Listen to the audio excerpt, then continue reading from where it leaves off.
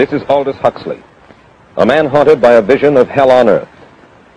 A searing social critic, Mr. Huxley, 27 years ago, wrote Brave New World, a novel that predicted that someday the entire world would live under a frightful dictatorship. Today, Mr. Huxley says that his fictional world of horror is probably just around the corner for all of us. We'll find out why in a moment. The Mike Wallace Interview, presented by the American Broadcasting Company in association with the Fund for the Republic, brings you a special television series discussing the problems of survival and freedom in America. Good evening, I'm Mike Wallace. Tonight's guest, Aldous Huxley, is a man of letters, as disturbing as he is distinguished. Born in England, now a resident of California, Mr. Huxley has written some of the most electric novels and social criticism of this century. He's just finished a series of essays called Enemies of Freedom, in which he outlines and defines some of the threats to our freedom in the United States. And Mr. Huxley, right off the bat, let me ask you this. As you see it, who and what are the enemies of freedom here in the United States? Well, I don't think you can say who in the United States. I don't think there are any sinister persons deliberately trying to rob people of their freedom. But I do think, first of all, that there are a number of impersonal forces which are pushing in the direction of less and less freedom. And I also think that there are a number of technological devices which anybody who wishes to use can use to accelerate this process of going away from freedom, of imposing control. Well, what are these forces and these devices, Mr. Huxley? I should say that there are two main impersonal forces. The first of them is not exceedingly important in the United States at the present time, though very important in other countries. This is the force which in general terms can be called overpopulation, the mounting pressure of population pressing upon existing resources. This, of course, is an extraordinary thing. Something is happening which has never happened in the world's history before. I mean, let's just take a simple fact that between the time of the birth of Christ and the landing of the Mayflower, the population of the Earth doubled. It rose from 250 million to probably 500 million.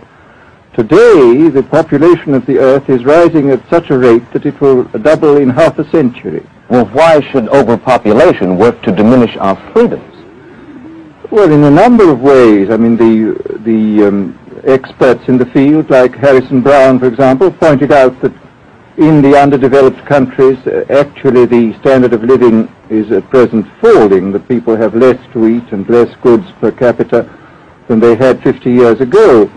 And as the position of these countries, the economic position, becomes more and more precarious, obviously the central government has to take over more and more responsibility for keeping the ship of state on an even keel.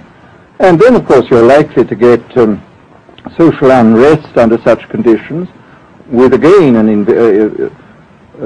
intervention of the central government. So that I think one sees here a pattern which seems to be pushing very strongly towards a totalitarian regime. And unfortunately, as in all these underdeveloped countries, the only highly organized political party is the Communist Party, it looks rather as though they will be the heirs to this unfortunate process, that they will step into the position of power. Well, then, ironically enough, one of the greatest forces against communism in the world, the Catholic Church, according to your thesis, would seem to be pushing us directly into the hands of the communists because they are against birth control. Well, I think this strange paradox probably is true. There is it's an extraordinary situation, actually. I mean, one has to look at it, of course, from a biological point of view. The whole essence of biological life on Earth is a question of balance, and what we have done is to practice death control in a most intensive manner without balancing this with the birth control at the other end. Consequently, the birth rates remain as high as they were, and death rates have fallen substantially. All right, then, so much for the time being anyway for overpopulation. Another force that is diminishing our freedoms. Well, another force which I think is very strongly operative in this country is the force of what may be called over-organization. As technology becomes more and more complicated, it becomes necessary to have more and more elaborate organizations, more hierarchical organizations. And incidentally, the advance of technology has been accompanied by an advance in the science of organization. It's now possible to make organizations on a larger scale than was ever possible before. And so that you have more and more people living their lives out as subordinates in these hierarchical systems controlled by bureaucracies, either the bureaucracies of big business or the bureaucracies of big government. Now, the devices that you were talking about, are there specific devices or methods of communication which diminish our freedoms in addition to overpopulation and over-organization? Well, there are certainly devices which can be used in this way. I mean, let us take, after all, a piece of very recent and very painful history is the propaganda used by Hitler, which was incredibly effective. I mean, what were Hitler's methods? Hitler used terror on the one kind, brute force on the one hand, but he also used a very efficient form of propaganda, which he was using every modern device at that time. He didn't have TV, but he had the radio, which he used to the fullest extent, and was able to impose his will on an immense mass of people. I mean, the Germans were a highly educated people.